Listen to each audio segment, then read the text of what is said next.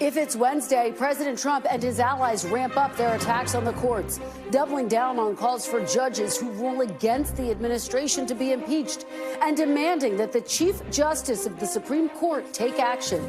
Plus, President Trump speaks with Ukrainian President Zelenskyy today and floats U.S. ownership of Ukraine's power grid the day after securing an agreement from Russian President Putin to pause attacks on key infrastructure. And new signs of economic uncertainty ahead in the Trump administration as the Federal Reserve holds interest rates steady and braces for an unpredictable future amid new tariff threats, government cuts, and market volatility.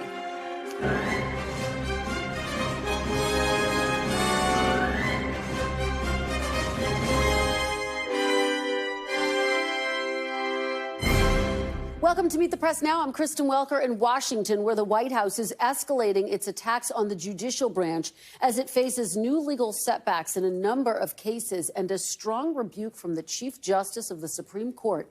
This afternoon, Press Secretary Caroline Leavitt blasted judges who rule against the White House, maligning them as activists who are trying to usurp presidential authority and derail the president's sweeping agenda. Listen.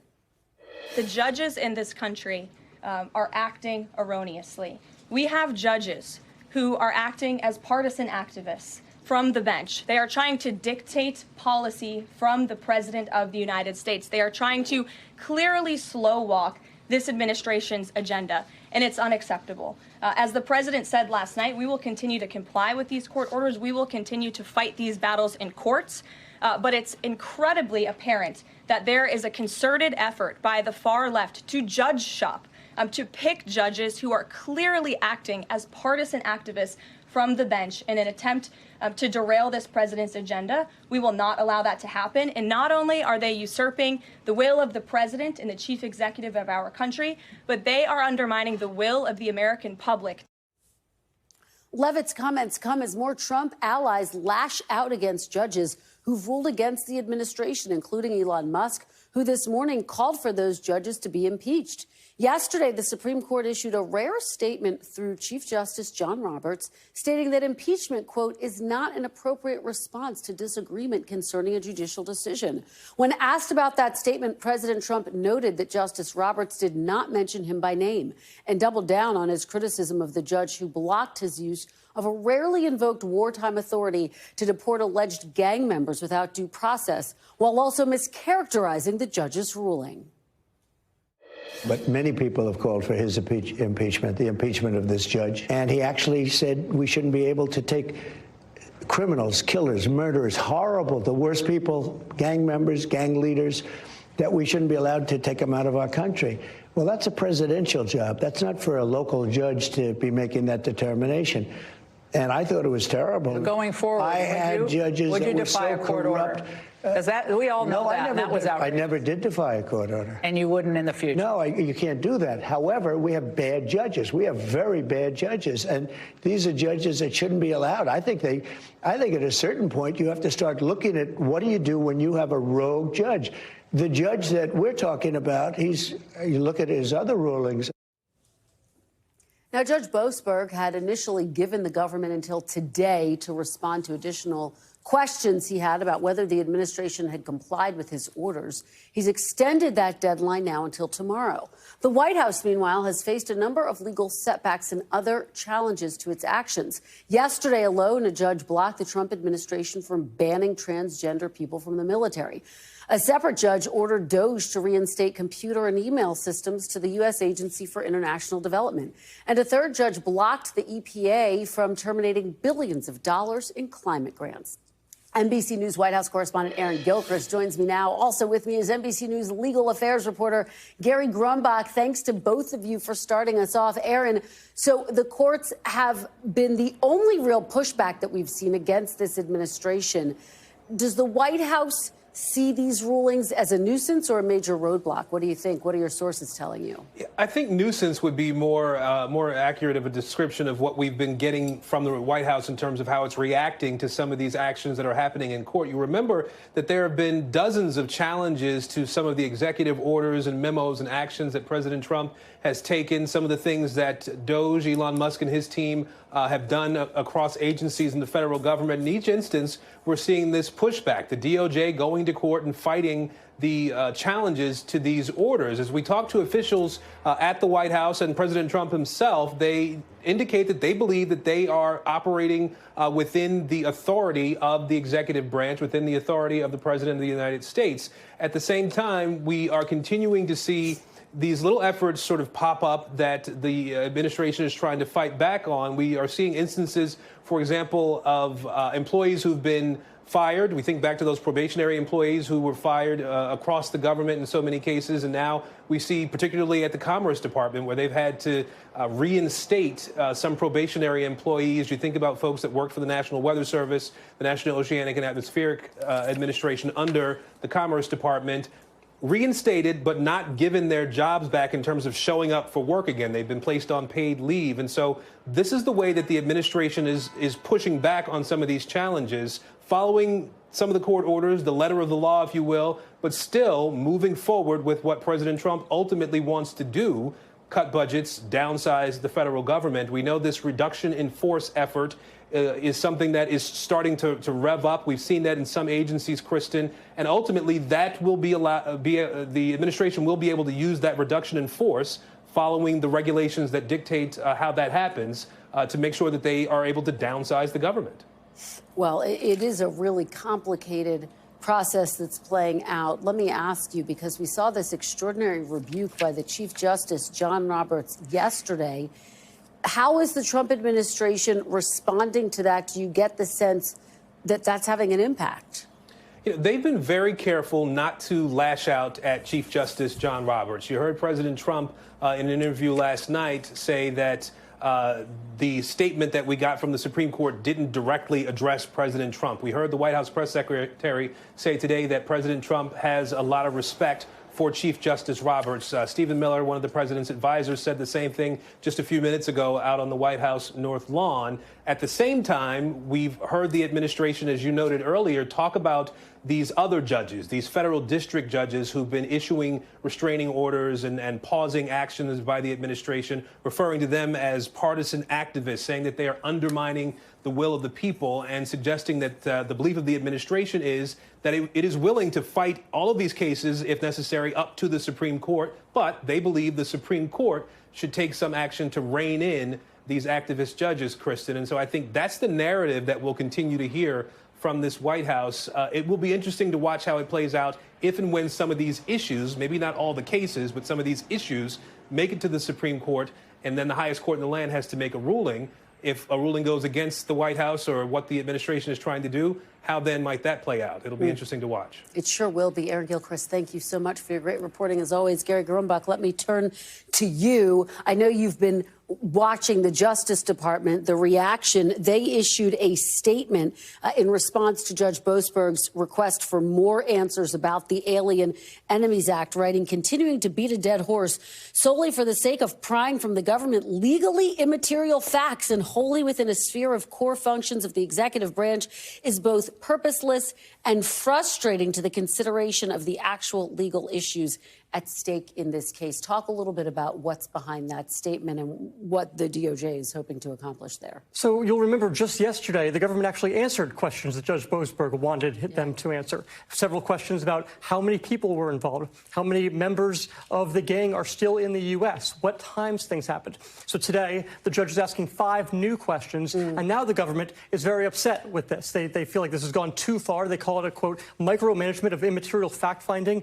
But these questions are not terribly difficult questions to ask. They're questions like, what time did the plane take off? What time did it leave U.S. airspace? What time did it get into El Salvadorian airspace, right? These are not classified information on its face. And so this is something that's going to be played out now in the courts before Judge Boasberg as they ask for a stay of his own ruling. And you've had a busy day because there have been some other machinations within the courts. Talk a little bit about what you're following, including a lawsuit filed against the White House by the United States Institute of Peace. Yeah, so I was actually just over there at the court. The hearing is still ongoing as we speak. It's an emergency temporary restraining order hearing that's going on before Judge Hallen. It's important to note this Institute of Peace is a completely independent organization. It's created by Congress, not part of any agency or department across the federal government. And that's really important here because the Institute of Peace is saying that DOJ unlawfully broke into their building, physically got into their building, and 3 different police agencies helped them do that because they are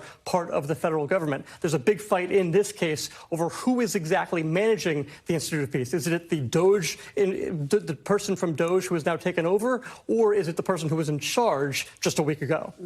And there were a number of legal actions taken yesterday, including blocking the administration's attempts to ban transgender Americans from serving in the military. Talk about the status of that. So that has been banned by this judge, but it's also been stayed by this judge, which means paused. So that order is not currently in effect until Friday. This judge knows the government is going to appeal this case, but she was saying this is an equal protection clause issue. It's an absolute constitutional issue, and Chris and I am sure we will see this go up to the Supreme Court. Okay, well, I know you will watch it every step of the way. Gary Grumbach, thank you so much. Really appreciate it. I'm joined now by Tai Cobb, who served as White House attorney in President Trump's first administration. Tai, it's always great to have you. Thank you for joining me. Really appreciate it. Let's dive right into this. The administration clearly seems to be testing the boundaries of its authorities with this Alien Enemies Act. I'm curious, in your legal opinion, do you believe the White House is acting within its authority? No, I mean, the White House and the Justice Department clearly are trying desperately to hide the facts that demonstrate compellingly that they defied the court order and ignored it. As Tom Homan said, we don't care what the judges say. As Vance said, we don't care about the courts because they don't have an army. This is a totally lawless administration with no respect for the courts or the rule of law. Well, you have said that you do not take President Trump at his word when he says he won't defy a court order. And so the question is, what recourse is there within the system to stop him? What happens? That's an excellent question. I mean, in order to pursue criminal contempt, you would need the assistance of the Justice Department and presumably the FBI or the Marshal Service. There are civil remedies, though, civil contempt remedies and ammunition available to Judge Boasberg should he decide that sanctions are necessary. But yes, never before in history has a president defied a court, the way that or disrespected a court the way that this administration does. I mean, having creepy Caroline Leavitt, trying to talk about this judge as somehow a leftist Democratic judge when he was originally appointed by George Bush, and when he when he was the judge who ordered the release of 14,000 Hillary Clinton emails that had been secreted by the State Department and were being unlawfully withheld, when he chastised the FBI for misrepresenting and deceiving the FISA court in connection with the initial Russia investigation under Comey and McCabe. This is a judge who plays it straight down the middle. He's ruled very decisively for Republican-leaning positions and very decisively for Democratic-leaning positions, making it plain that he is not an ideologue. This is somebody who follows the law, and he's done so with great character and great success, rarely reversed. Well, you talk about Caroline Leavitt. I want to play a little bit of her sound, and of course, we had President Trump raise the issue that he thinks Boasberg should be impeached. Chief Justice John Roberts said no one should be raising the issue of impeachment. Let's take a little bit of a listen to what Caroline Leavitt had to say. The president has made it clear that he believes this judge in this case should be impeached, and he has also made it clear that he has great respect for the Chief Justice John Roberts, and it's incumbent upon the Supreme Court to rein in these activist judges. These partisan activists are undermining the judicial branch by doing so. We have co-equal branches of government for a reason, and the president feels very strongly about that. Tai, you make the important point that he was obviously appointed by a Republican president. What's the impact of having the press secretary come out and make those types of allegations and charges? Well, this is part of a well-orchestrated plan, by the administration to denigrate judges that rule against them and resist them at all. But keep in mind that, Article 3 is there as a balance to Article 2 authority for the presidency. The Article 3 courts are obligated to apply the rule of law and make sure that, the president and the executive branch complies with it. And that's what's being done here. There's a lot of misdirection, For example, the attempted narrative that, that the White House has put out through the president and others, including Carolyn Lovett, is that, Trump is somehow preventing, the deportation of murderers and thugs who, have no business in the country. Well, that may be. There are statutes that apply to that, including arguably the Alien Enemies Act, although there are significant reasons why it doesn't apply. Primarily, A, we're not at war, and B, they aren't a country.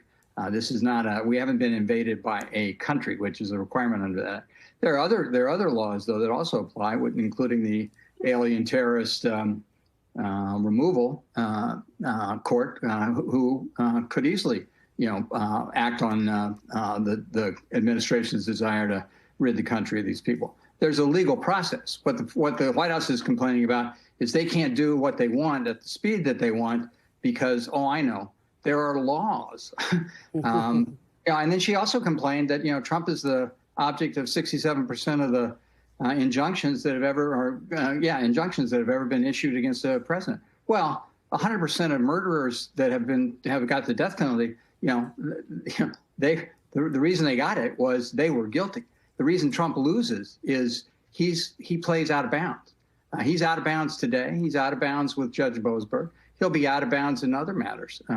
This is a battle that is going to go on until it's corrected at the ballot box or through impeachment. Well, you speak about, the ballot box, and you take me to my next question, which is that there has been a lot of discussion, and the president himself has joked about the possibility of a third term. And some of his allies seem to be very serious about it. I want to play you an exchange with Steve Bannon, one of his former advisors, who's now an outside ally. And I want to get your reaction on the other side. Take a look. You have anything to do with putting your name in that list because you have presidential ambitions? No. And President Trump, I'm a firm believer that President Trump will run and win again in 2028. So I've already endorsed President Trump. A man like this comes along once every century if we're lucky. We've got him now. He's on fire, and I'm a huge supporter. Want to see him again in 2028. You're a smart guy. Oh, he's term limited. How do you think he gets another term? We're working on it. I think we'll have a couple of alternatives. Let's say that. We'll see. We'll see what the definition. We'll see what the definition of term limit is. So putting aside Steve Bannon, I know you have your differences with him. Just speak to the legality of what he said, Tai. He says, we're working on it. They're going to look at the definition of what a term limit is. What do you make of that? So I think, this is one of the real difficulties in reporting on these events. I mean, we've got clearly unqualified people in a variety of positions in the government now for the first time in history. The Kash Patels and Pete Hegseths of the world, and taking advice, constitutional advice, particularly from a twice convicted felon like Steve Bannon, once pardoned, twice convicted, currently on probation. I think that sort of shows how sad things are in this country. Steve Bannon is clearly wrong. The Constitution prohibits more than 2 terms. They undoubtedly will try, because they have no respect for the Constitution, to do whatever they can to prop Trump up for a 3rd term. And we'll hear about this constantly for the next 4 years. But that's not going to happen, and the courts will prevent that. On the other hand, Trump proceeds as though there are no restraints. Trump believes, and is certainly attempting to prove, that he can do whatever he wants. And that's where the real urgency is for the Article 3 judges to do their job, which I believe they will. And sadly, there are three pieces to the government: the Congress, the courts, and the presidency. Congress is neutered by cowardice, and so it's really the courts against the president. And the courts are starting to, make it plain that the law requires Trump to step in line. And the issue is, as you point out, will he? We'll see. All right. Tai Cobb, this will be an ongoing conversation for sure. Thank you so much, as always, for joining us. We really appreciate it. It's great to see you. Great to see you. Thanks so much for having me. Thank you. Take care. Coming up, what voters say about the balance of power in Washington as the Trump administration escalates its attacks on the judicial branch. We have brand new NBC polling straight ahead. Plus, President Trump holds ceasefire talks with President Zelenskyy hours after Zelenskyy accused Russian President Putin of targeting Ukraine's energy infrastructure overnight. We're live in Ukraine with the very latest. You're watching Meet the Press now.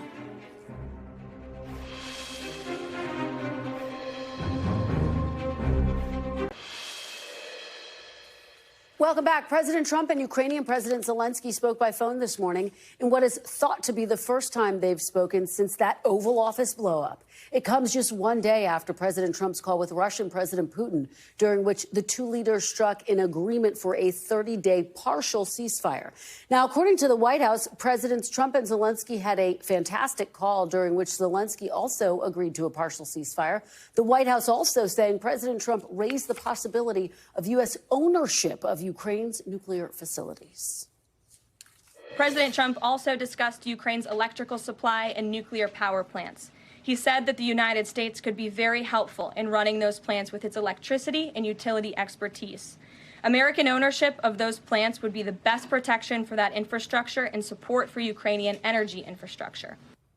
Now, President Zelenskyy is accusing Russia of already violating the partial ceasefire agreement by carrying out overnight strikes on a Ukrainian energy facility. The White House, however, is pushing back. Special Envoy Steve Witkoff told my colleague Gabe Gutierrez those Russian strikes happened before President Trump's call with President Putin was over. Despite Zelenskyy's insistence, the attack happened hours later. Joining me now is NBC News chief foreign correspondent Richard Engel on the ground in Ukraine. Richard, thank you so much for joining us. You are there. You're on the front lines. What are Ukrainian officials saying about that phone call with President Trump and President Zelenskyy? And is there momentum behind this partial ceasefire agreement? So I'll start with the conversation and then, well, I'll jump ahead to the punchline on the ceasefire. There is no ceasefire here. There was a proposal to start a ceasefire. There was a pledge by Putin to have a ceasefire, but there were never any specifics. There was never any definition of what would be targeted, what wouldn't be targeted. There was this vague idea that infrastructure, or perhaps the power structure, or the power grid and infrastructure would be targeted. But there was no specificity, nothing that could be enforced. It wasn't a real ceasefire. It was a concept of a ceasefire. But in terms of the conversation that happened today, I think the big headline, Kristen, is that both sides are saying that it went so well. And on everyone's memory in this country is the last Oval Office conversation when Ukrainians felt that President Zelenskyy was bullied, he was overtalked, he was talked down to. He was told that he was an obstacle to peace, and then this country saw military and intelligence aid cut off by President Trump. That doesn't seem to have happened on this call, both sides saying that it was constructive, that they look forward to continuing this diplomatic process in Saudi Arabia over the weekend. So a positive call. And they didn't seem, according to the readout in Ukraine, to dwell too much on the fact that there was this broken down peace pledge from President Putin in which he suggested that he would stop attacking infrastructure for 30 days. It was more forward looking that they're going to iron out these details in Saudi Arabia over the weekend. But for now, here in Ukraine, we were just hearing the air raid sirens not long ago. We heard an explosion here. There is certainly no ceasefire in place. Just extraordinary to have that reporting, Richard. And we know that Russia has also released some Ukrainian prisoners of war. That seems like a somewhat significant step. And yet I add the caveat, as you are saying, there is this issue of trust. President Zelenskyy made that very clear in the Oval Office. What are the implications of this moment, though? So the handover of prisoners is certainly a trust-building exercise. It is certainly something that both sides appreciate, but it is also something that both sides regularly engage in. Every few weeks, sometimes there's gaps. Every few months, there are these prisoner exchanges. But I would not say that we are bridging any kind of trust gap. The Ukrainians do not trust this process. The Ukrainian government is putting on its best face and has really no other choice but to go along with this process. When they didn't go along with it and they had that last meeting in the Oval Office, there were very dire consequences for Ukraine. But the Ukrainian people that we're talking to, soldiers who we're talking to, are skeptical. They don't believe President Putin is interested in peace. They don't believe that President Trump is a capable or unbiased interlocutor. So there are deep concerns here that Ukraine is going to be divided up between President Trump and President Putin, and they are realizing that they're in a difficult position. They can rely on themselves. They don't know how much on Europe, and they're trying to figure out how much they can depend on the United States. And I think they're still trying to figure it out. The first conversation in the Oval Office went very badly. Today seems to have gone much better, and the process continues and will continue this weekend in Saudi Arabia. And it is such a fast-moving, dynamic situation and set of conversations, these urgent talks, Richard, that are unfolding by the day. We know that you'll continue to stay on top of it and keep us posted throughout the week. Thank you so much. Please continue to stay safe. We really appreciate it. Coming up next, it's the economy. Jerome Powell just spoke to reporters after a key announcement on interest rates. We'll have the very latest. You're watching Meet the Press now.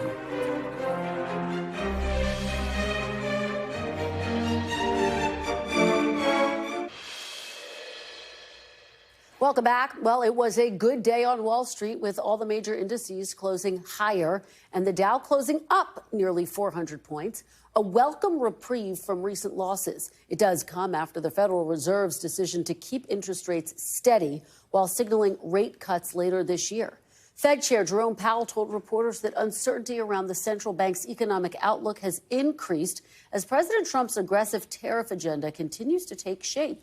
Powell also acknowledged President Trump's tariffs risk making inflation worse, but cautioned it's going to be difficult to fully determine their impact on prices. Joining me now is NBC News business and data correspondent Brian Chung. Brian, thanks so much for joining me. Busy time. I know that you've been all over this. Just give us the big takeaways from the Fed's decision not to cut rates today. Yeah, and Kristen, the reason why we pay so much attention to the Federal Reserve is because they're the steward of our economy. They're an independent central bank. They make decisions independent of the White House, but they lever interest rates to make sure that we steer clear of any sort of downside risks in this economy or tilting into a recession, which, by the way, we are not in right now. This was the first meeting that we saw from the Federal Reserve since the Trump administration had really taken full force. And obviously, in the last few weeks, you think about consumer confidence numbers tilting down, the stock market rout, all of that coinciding with the ratcheting up of the tariff policy. So, of course, the question is, how do the risks on tariffs making things more expensive and maybe even tilting us into a downturn weigh on how the Federal Reserve views the economy? Well, we heard from the Fed chairman. Take a listen to what he said with regards to how policy out of the White House is affecting them. Today, the Federal Open Market Committee decided seems to be healthy. We understand that sentiment is quite negative at this time. And that probably has to do with, turmoil at the beginning of an administration. So quite negative is indeed kind of part of the reason why the Federal Reserve described uncertainty as a bigger factor in this economy than they did the last time they met, which was in January. But that word turmoil, Kristen, was very interesting as well. Fed Chair Powell usually doesn't bite or try to use colorful language with regards to policy coming from the White House, but he seems to be acknowledging that that tariff policy is certainly adding a little bit of confusion and certainly concern for how this economy could be going for the rest of this year. Yeah, and so many people hanging on his every word, Brian. If you are a consumer sitting at home watching this, what does this mean for people's pocketbooks, their bottom lines? Are prices going to go up?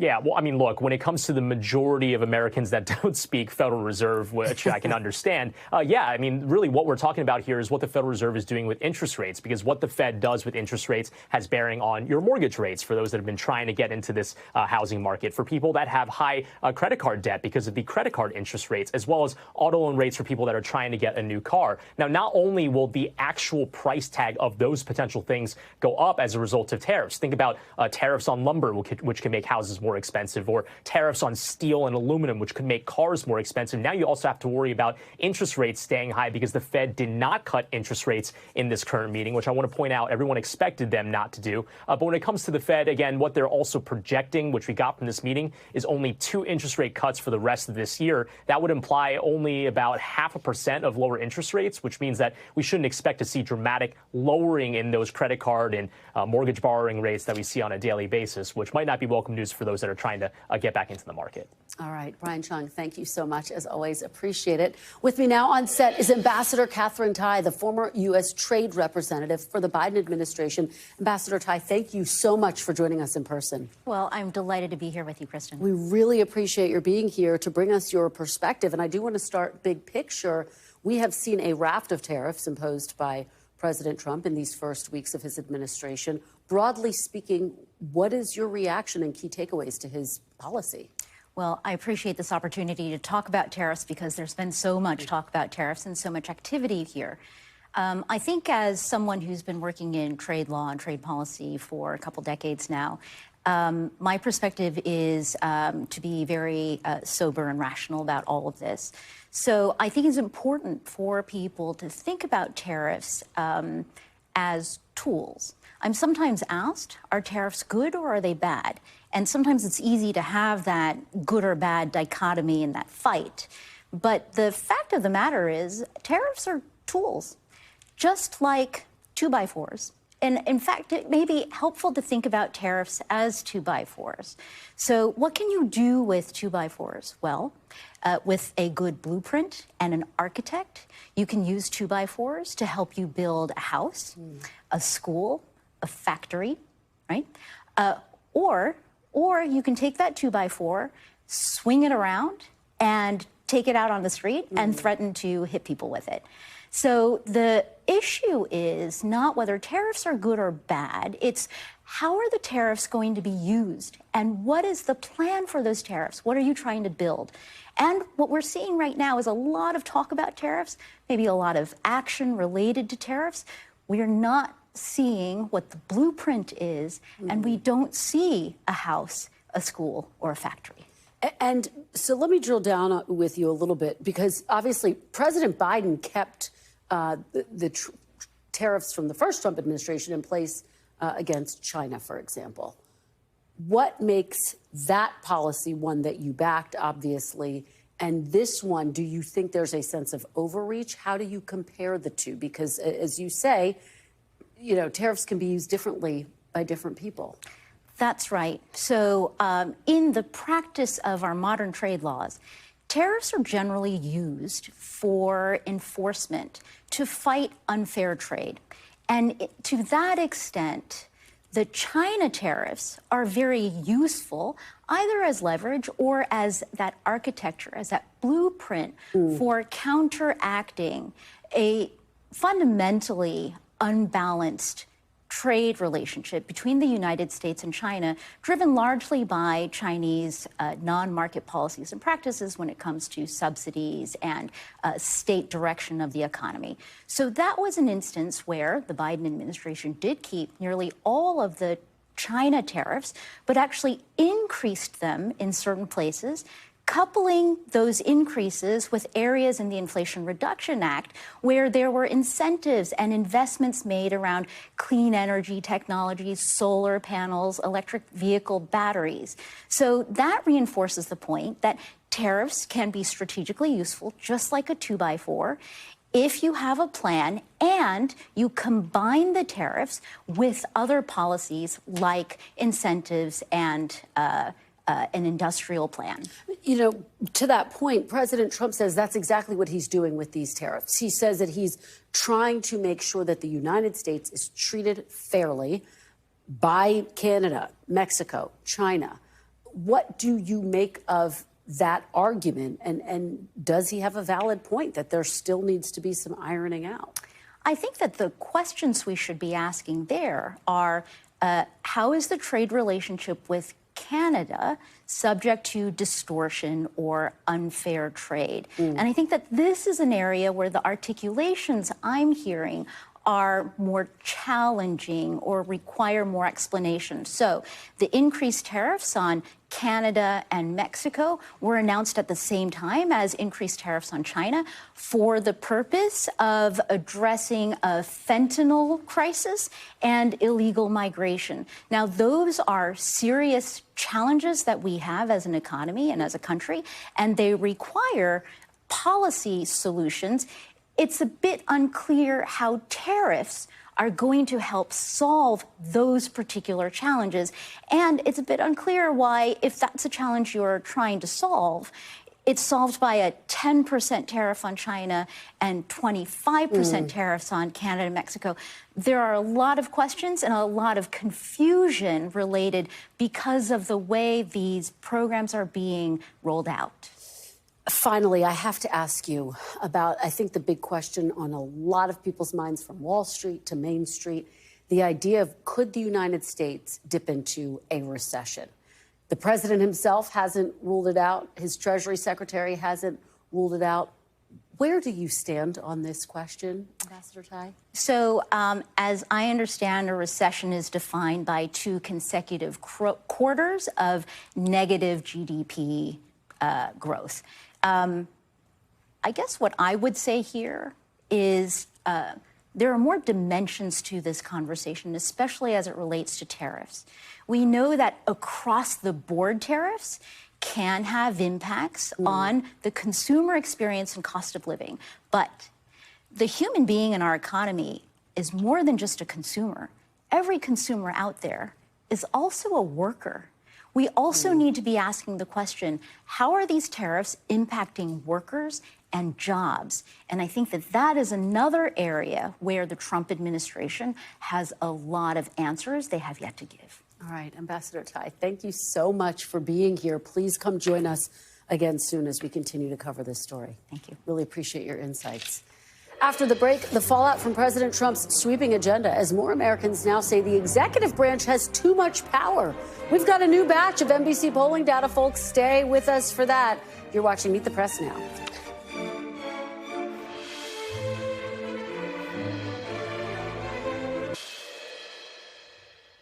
Welcome back. Amid an escalating battle between the Trump administration and the courts, we've got new NBC News poll numbers showing that more voters now say the executive and judicial branches of the government have amassed too much power.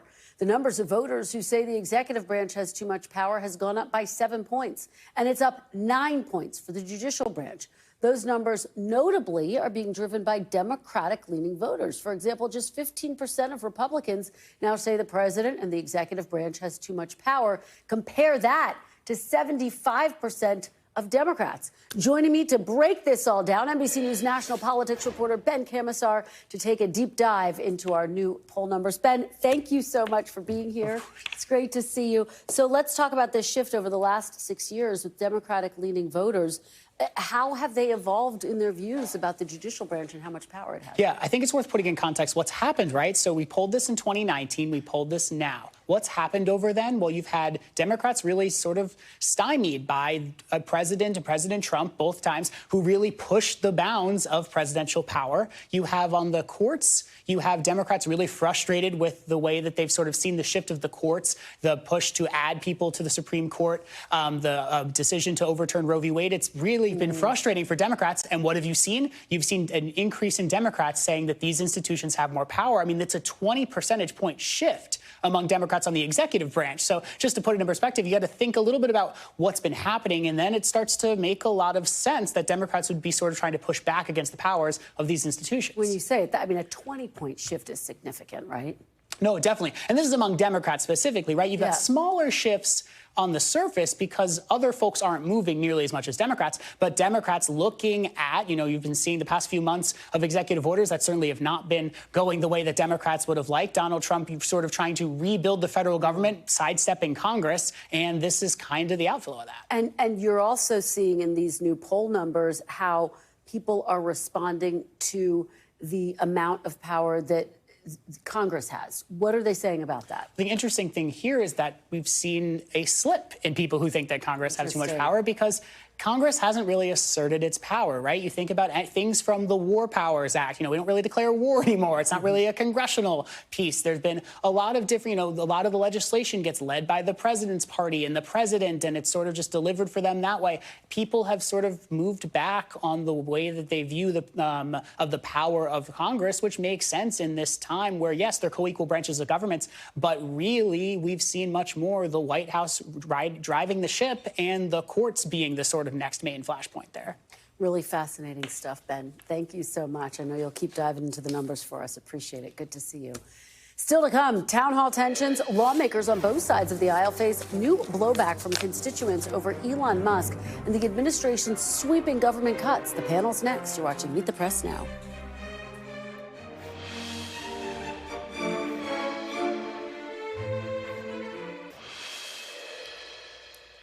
Welcome back. Both Republicans and Democrats are facing the ire of some of their voters this week at town halls. Take a listen to sound from two different events last night, one Democrat and one Republican.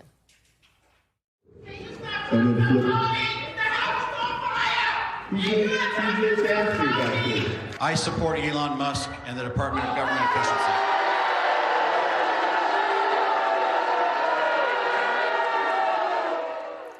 Tough crowds. Those moments just the latest in a trend over the last few weeks that's led House Speaker Mike Johnson to advise his caucus to avoid in-person open town halls in favor of teletown halls. Joining me now is Reuters White House correspondent Jeff Mason, NBC News political analyst and author of A More Perfect Party, Juanita Tolliver, and Lonnie Chen, director of domestic policy studies and lecturer at Stanford's Public Policy Program. He's also an NBC News contributor. Thanks to all of you for being here. Jeff, just put this moment into context, what we are seeing, these heated reactions at town halls for Republicans and now Democrats, too. I think it's that last piece that's most interesting. It's happening in both. Yeah. There is anger at Republicans for not standing up for core principles, for not standing up for people in their districts who are also being hit by these DOGE cuts. Those things are hitting everyone, regardless of whether you voted for Trump or voted for Kamala Harris. And on the Democratic side, there's this outrage that you saw at the town hall at the clip of which you just played for not having a backbone, for showing absolutely no kind of resistance politically, which is what you do when you're in the opposition. So it is widespread and it is bipartisan. And Lonnie, look, let me start with you because Republicans are the party that's in power of the White House, the Senate, and the House. And yet voters say that they are dissatisfied. What do you think the strategy should be to turn this moment around? Well, first of all, I think the challenge with these town halls is that there's always a question about who's actually at these town halls, right? So the loudest voices sometimes are the ones that command the most amount of attention. I think the reality is much more mixed. I think that the American people, they kind of like the idea that government's being right-sized. They may not like the way in which it's being done. They may not like the methods. I think Republicans need to talk about substance and figure out a way to get back on message about the economy. I think the more that they're talking about how they're fixing the economy, the ways in which they're advancing the ball on that, I think that's what people want to hear. I think the rest of the stuff is just noise, quite frankly. Even as consumer confidence goes down and down and down. So I think what it comes back to is the reality that people feel the pain. And they have two clear targets, Donald Trump and Elon Musk. What's your response to that? They felt the pain for the last 5 years. I mean, if you look at inflation between 2002, particularly 2022, 2024, people were really feeling some significant pain. Now, we've actually seen some of those measures around prices actually ameliorate since Donald Trump took office. So I think the question will be, it doesn't matter what the measures say from an economic perspective. It's how do people feel? That really is what it is. I have one thought on something that you hinted at, without coming out and saying it, but you hinted at the suggestion that Democrats are organizing protesters to come into these town halls. I spoke to a Democrat yesterday who said, we can't get our act together to put together like an actual resistance. We're definitely not organizing people to come to town halls. And you can't put this off. Resonant. But I think some of that activity is organic. But it is an important, I think, point that even if some of the people, there are manufactured, by and large, what you're seeing seems to be real frustration. That's why you have Speaker Johnson saying, let's hold teletown halls. Juanita, there's a big debate in the Democratic Party right now. Is it a debate? Well, there are many debates. Here's one of them. What should the strategy be? Let Trump implode, which is something that James Carville said will happen, or fight, fight, fight? I mean, what do you think should be the strategy in this moment where Democrats' approval ratings, really, in our latest poll, at its lowest that it's ever been? Lowest that it's ever been. And honestly, I hope they listen and pay attention to the people, because the people are saying, push him, pull him, do something. Don't just stand there and clear the runway for him, which is what we saw with the vote last week, which is why a number of people are upset. Well, and calling for Chuck Schumer to step down. Jeff, take us behind some of the conversations that are happening. I mean, you now have a Democratic congressman coming forward, Glenn Ivey, let me read some of this, saying, I respect Chuck Schumer. I think he's had a great long-standing career. He's done a lot of great things, but I'm afraid that it may be time for the Senate Democrats to pick new leadership as we move forward. There seems to be a growing call for him to step aside. Emphasis on the word but and move forward. Right? It's like saying someone needs to go or someone's leaving to go spend more time with their family. Like there is a emphasis there on needing to have a new leader and needing to have a fresh face and needing to have new ideas. And that seems to be what some Democrats, at least on the left-hand side of the party, and maybe among younger Democrats too, that's what they're dissatisfied with.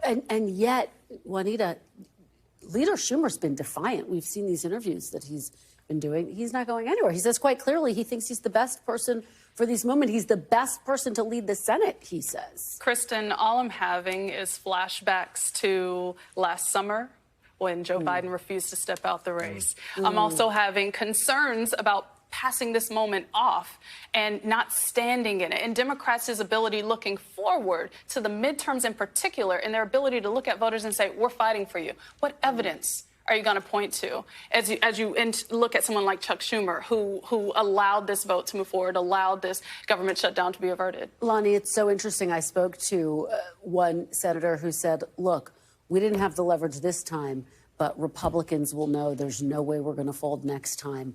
We'll have more leverage. Do you see a scenario where Republicans feel like in their next fight that Democrats will have more leverage? No.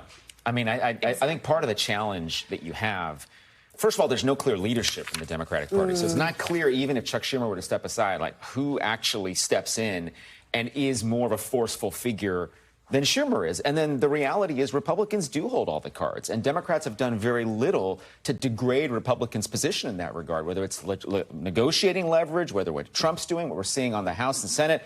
I just don't necessarily see Democrats. I don't see this coming out differently for them next time. I want to play a little bit of the sound, a little bit more. We saw some of it. We don't have sound from, we saw some of the sound from Representative Flood's town hall. And I know you're saying some of these events may be manufactured, but there is a sense among some of the people I'm talking to that this is starting to take on the feel of the Tea Party. Yeah. And that there does seem to be this growing frustration and outrage with, as you say, some people do support the government cuts, but it's the manner with which they're being carried out. I think the big difference is with the Tea Party, there was a single animating factor, which was the size of government, anger about the size of government. The question is, what is the animating factor in the anger here? Is it really just they don't like Donald Trump? Is it that there's some specific policy thing they don't like? I think until there's a little bit more of a single animating force, it's going to be hard for me to really think it's a great comparison back to 2009 and 10. Jeff, finally, we talked earlier in the broadcast about Steve Bannon talking last night about a potential third term for Donald Trump, pressed on the fact that constitutionally he can't do it. Steve Bannon says we're working on it. Yeah. Should people take these conversations seriously about a third term? I think if there's anything we've learned from the last 2 months is that you have to take everything seriously. So if Steve Bannon says it out loud, if President Trump jokes about it, it is not a joke. It is real. It's something they're at least considering. And the fact that Bannon, who has been a longtime acolyte, obviously, of President Trump, is saying they're planning for it, I would take him at his word. Juanita, what are you hearing inside Democratic circles? Well, I think especially in a post-January 6th world, in reality, you can't take it lightly. I do think that Democrats are going to try to push back on this, but please don't talk about the 22nd Amendment. People don't know what that is. Talk about your positive alternative vision to Donald Trump trying to make himself a king. Lonnie, we only have about 10 seconds left. What's your take? I mean, I don't take it seriously. I think You it's don't? No, look, I think it's an opportunity for people to stir things up and cause interesting conversation, but I don't take it seriously. Okay, we'll watch and wait and see what happens. Great conversation, guys. Thank you, Jeff, Juanita, and Lonnie. Really appreciate it. We will be back tomorrow with more Meet the Press Now, but the news continues with Hallie Jackson right now. Thanks for watching. Stay updated about breaking news and top stories on the NBC News app or follow us on social media.